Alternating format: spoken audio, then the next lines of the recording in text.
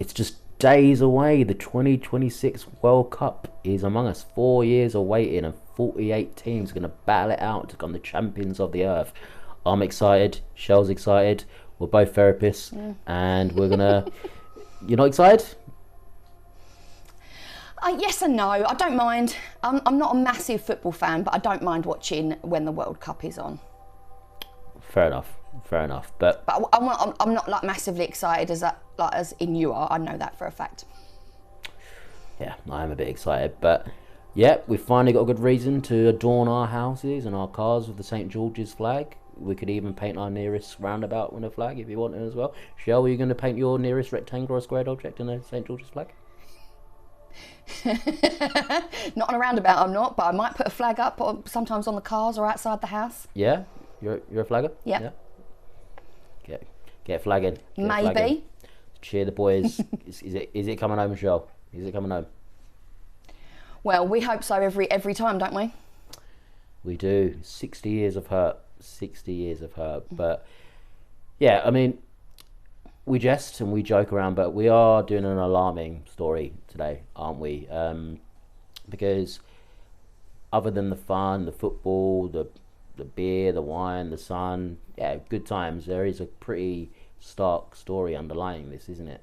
With football tournaments and England in general, and that is on how domestic abuse really spikes and rises when England play. I mean, I think it was a couple of years ago when I found out about these really, really shocking statistics. I mean, what did you think when you first heard about them? Yeah, I mean, I think it was 2023 that we've heard about them, but I'm not completely sure what year it was the report came out. But I remember the adverts on the telly because it's like someone's face, isn't it, with the red cross sort of through it.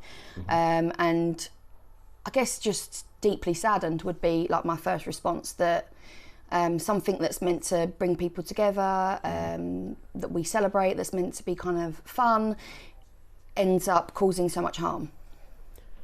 It does. I mean, we'll talk about the stats in a minute, but it really is a shocking stain on the country, really, isn't it, when you think about it? I mean, domestic abuse is awful as it is anyway, but when, like you said, when something should bring the country together and celebrations and things, and it turns it into a place where women are being physically and verbally, emotionally abused, it's really tarnishes it for me, but personally, as a football lover and a World Cup lover and tournament lover.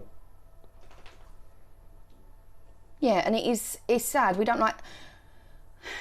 It's sad to think that something like that can cause someone that much pain that they then use that pain against someone else. Yeah, so you mentioned pain, but the stats show that it's when England win or draw as well. I mean, sorry for you Scottish fans out there as well that may be watching. I know you're qualified as well, but we haven't got any Scottish statistics to back this up. But I'm sure it may correlate too as well, because obviously I know you love your football as well. But when England win or draw, it does rise by 26% domestic abuse, and this was discovered by the Lancaster University, a landmark study by Dr. Stuart Kirby and Professor Brian Francis at Lancaster University. So this is from analysis of police data, which looked at World Cup tournaments from 2002, South Korea, Japan, 2006 in Germany, and 2010 in South Africa.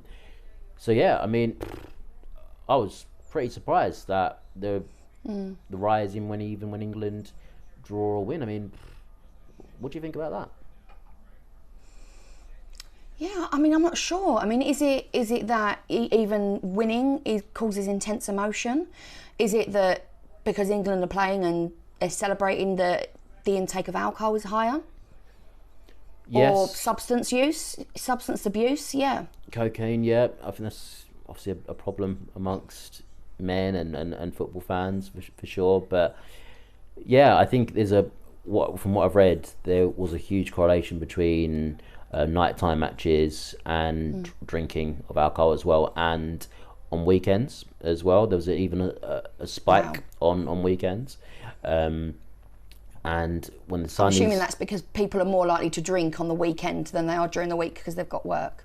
Yeah, exactly. So the Lancaster study found that it was more pronounced when an England fixture falls on a weekend, and because it blends daytime drinking, and with prolonged proximity at home as well. So when you think about it, it's obvious, isn't it? Because alcohol, sun, football, and we've done a few videos already on men, haven't we? And emotions, and I think we've got to be honest that a lot of men do struggle to regulate their emotions, don't they? And then, I mean, personally, I like a drink, but when my team Sunderland play or England play, I like to keep drink to a minimum because I want to watch the game. I like to look at the tactics. I like to take in the substitutions, and I can hear around me the comments that people make, and you think, oh, you wouldn't make that comment if you were sober. And obviously people do take it to an extreme where if they're not very good at handling their drink and regulating emotions, then obviously it's erupting in horrendous behaviour towards their loved one, isn't it? I mean, it's awful. And is that where you're thinking that sometimes some of the sort of football thugs violence sort of comes from? You know, men not being able to express how they feel, but once they've had a drink maybe they're unable to hold it back anymore.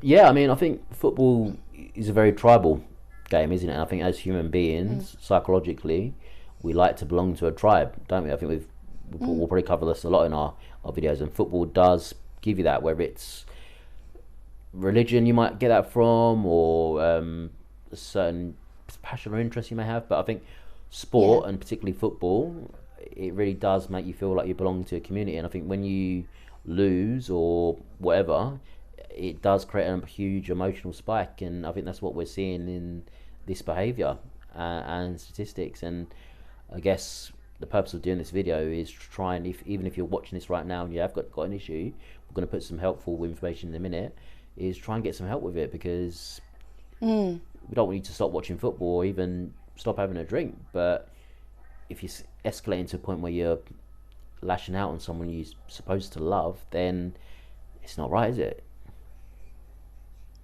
No, it's not right. And there is support services out there for victims as well as perpetrators, you know, both of them, on both sides, because this is a problem and we want to work on both parties, so to prevent it moving forward, right? Definitely. I mean, it's something that if we can address this issue, it will benefit women, men, all in turn, won't it? And also, let's think about the kids in this as well, because as we know, unfortunately, kids are often a witness to domestic abuse, aren't they? And those memories live for a long time, don't they? And then they obviously associate with a football tournament coming up every 2 years, whether it's the Euros or World Cup, and they think, oh, I can't look forward to that because I associate it with a really dreadful time in my life. So yeah.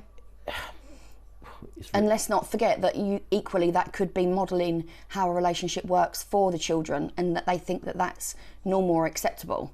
And also, let's not forget that even hearing domestic violence happening is a form of domestic abuse, and is a form of child abuse as well.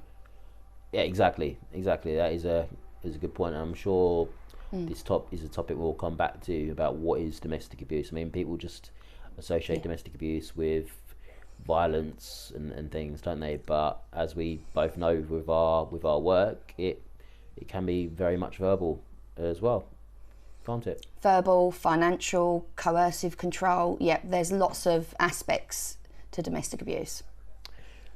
Yeah, and what we're saying is that football doesn't cause domestic abuse. We're far from saying that, but obviously it's a trigger, isn't it? Like alcohol is a trigger, or even the sun can be a trigger. Everything can be a trigger to some extent. But from what we're reading in the stats, is there's a huge correlation between the two. Another thing I looked at was from a study from the London School of Economics as well. They did a study into this as well. So they found out that there is like a 5% calm before the storm. So during the actual 2 hours of the match, domestic abuse reports drop by 5%. So this clinically creates like a substitution effect. So the perpetrator's focus is purely absorbed on the screen. And then they also found that there's a 10-hour peak. So immediately after the final whistle, incidents begin to climb, peaking 10 to 12 hours after the match starts. And there's a sharp spike between 1 a.m. and 3 a.m. And also, there's some research found by the same study that shock losses have a huge impact as well. And I think back to the England-Iceland game in the 2016 Euros. So that also causes a huge spike in reports of domestic abuse as well.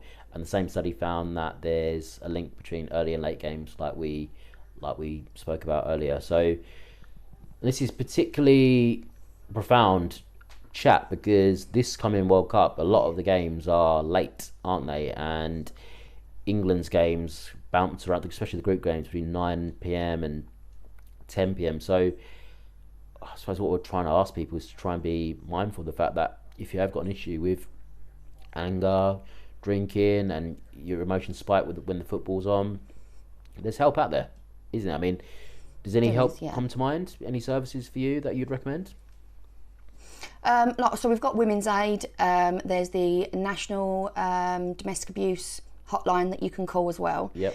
In this area, we've got Compass, Essex Compass, and there's Changing Pathways, all support. And I know there are some support. You did mention it before, didn't you? There is some support out there for men as well. Yep, there is the Respect line as well. We'll show all of these on screen, guys, but by the way, where they offer proper support, training to help you with your anger. It's a strictly confidential service as well, non-judgmental, and their trained advisors basically help men with their behaviour and taking practical steps to choosing non-violence. So that's a service that I've recommended a lot actually in my work so far. There's also Make a Change programs as well, which co-align with Respect. It's basically designed for people who are concerned about who they're hurting, controlling or frightening their partner, and they don't want their habits to escalate to police or court intervention.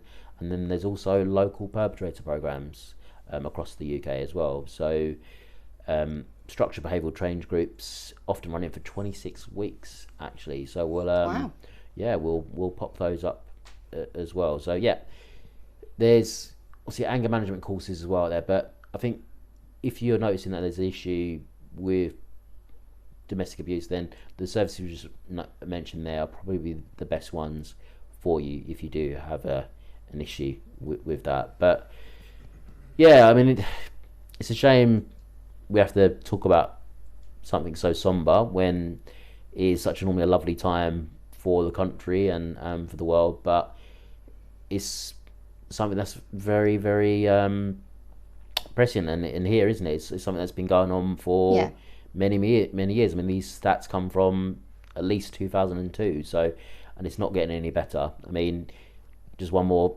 I think, stat to mention before we go. I think the NHS noticed, I think it was a record-breaking time for reports of alcohol misuse when England played Sweden in the 2018 World Cup. There was actually, I think, 711 cases of acute alcohol poisoning entering A&E across the country, compared to the standard Saturday average of 386. So that's practically double, isn't it? So there's obviously definitely a link there, isn't there? So I mean, interested to hear your comments. Any stories that you've heard personal? We're happy to hear any experiences that you may want to share. And I mean, any ideas on how we can tackle this better as a country? Really interested to hear your thoughts, aren't we, Joe? Yeah, we are, and look after yourselves. You know, if you know that you're going to be drinking and that it might get out of control, then take some steps to think about that and manage your alcohol intake. I mean, we sit across from people every week, don't we, that brave people that have come to therapy to get some help for their issues, and it takes a lot, we know that. And I know this will take a lot as well if you generally do have a problem with this. So please reach out, please access the services that we've put on screen, and thanks for watching, and we'll see you next time. See you next time.